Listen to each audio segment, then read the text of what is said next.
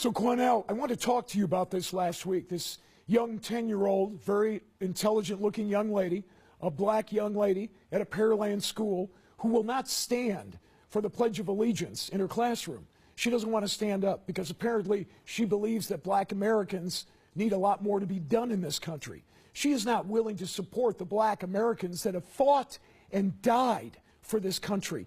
You know what I believe, Cornell? And I know you supported her publicly, but you know what I think?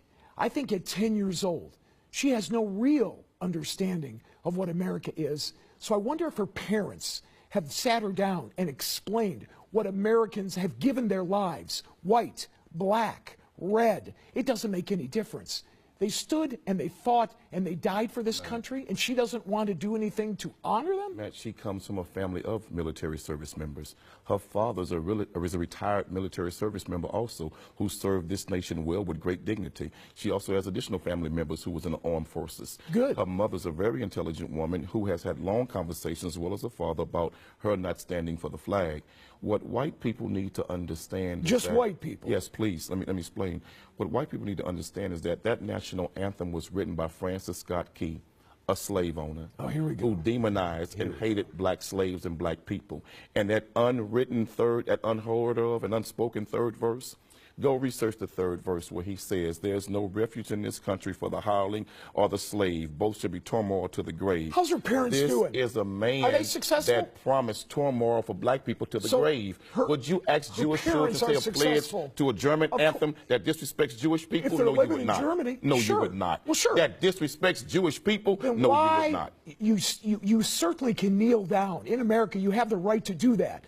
But what will happen to her, how her friends will respond, how the school will view her, how Americans will view her is very negative. And this is not what you want for your 10-year-old child. And let me say to that young girl and others like that young girl, America looked at the same way at Rosa Parks when she refused to get up and give up her seat to a white man on the bus.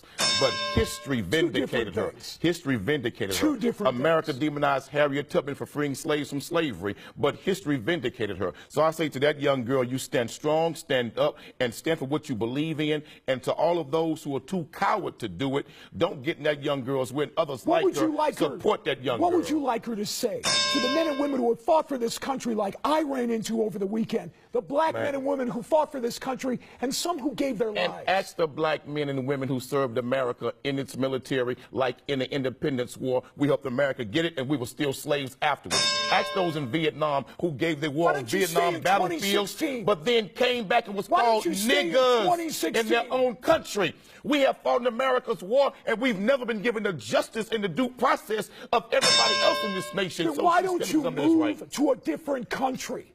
Why are you staying here if you don't like it? Let me tell you why. Because the country belongs to Indians. You white folks stole it from them, raped and robbed their people. This not your country. You all came over here and stole it and beat the hell out of them. So this not your country. It was my country. You all need to go home. If you're you all need to go back where you came from. If you don't like it, why don't you pack up and go? Let the Indians decide who should pack up and go. And I guarantee you black folks will stay, and you all will be on the first damn boat leaving here. So don't try that, brother. You all didn't make America. This is not your country. What you should do is sit down with someone who has fought for this country, Cornell. Get their opinion, too. Tons of black people have, and what have we gotten from it?